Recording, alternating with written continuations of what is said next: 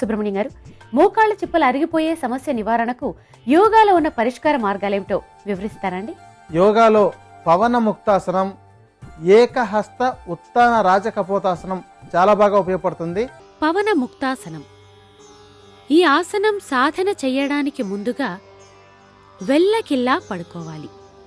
తరువాత ఎడమ కాలును మడుస్తూ పైకి తీసుకొని వస్తూ చేతులు రెండింటితో కాలిని పట్టుకుని ఛాతికి నొక్కుతూ తల పైకెత్తి పెదాలను మోకాలికి ఆంచాలి. ఇలా కొంత సమయం ఉండి తిరిగి కాలును యథాస్థానానికి తీసుకురావాలి.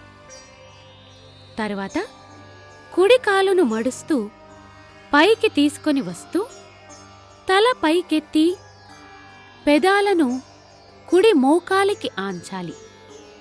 ఇలా కొంత సమయం ఉండి తిరిగి నెమ్మదిగా కాలును యథాస్థానానికి తీసుకురావాలి. తరువాత రెండు కాళ్లను మడుస్తూ పైకెత్తి తల పైకెత్తి పెదాలను రెండు మోకాళ్లకు ఆంచాలి. శ్వాస సాధారణంగానే తీసుకోవాలి. ఇలా కొంత సమయం ఉండి తిరిగి నెమ్మదిగా యథాస్థానానికి రావాలి.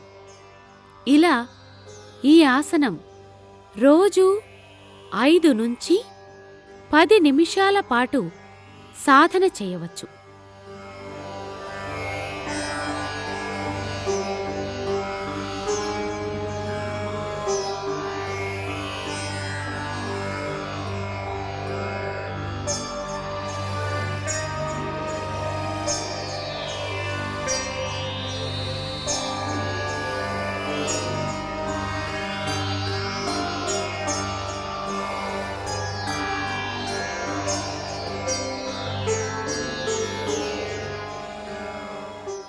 రెండవ ప్రక్రియ ఏకహస్త ఉత్తాన రాజకపోతాసనం.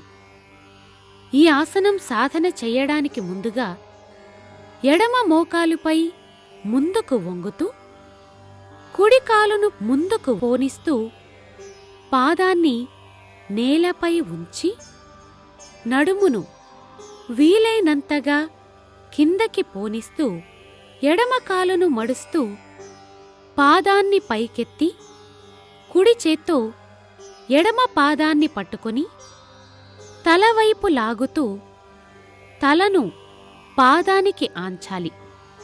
శ్వాస సాధారణంగానే తీసుకోవాలి.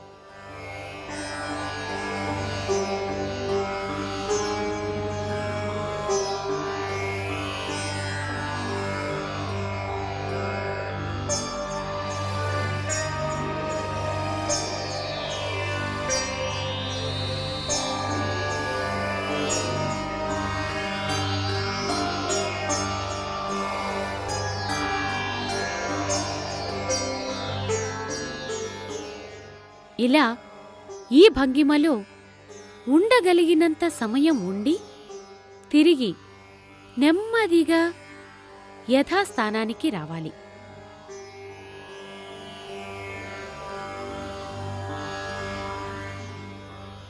తరువాత ఎడమ కాలును ముందుకు పోనిస్తూ పాదాన్ని ముందు నేలపై ఉంచాలి.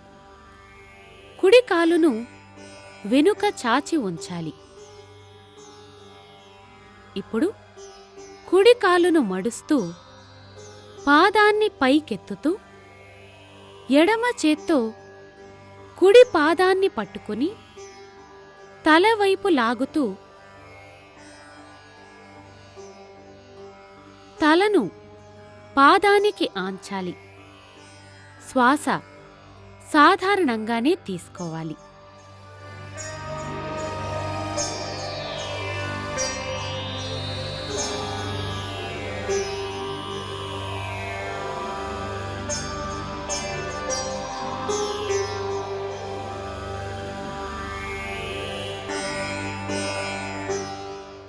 ఇలా ఈ ఆసనం 2 కాళ్లతో 4 నుంచి 8 సార్లు సాధన చేయవచ్చు.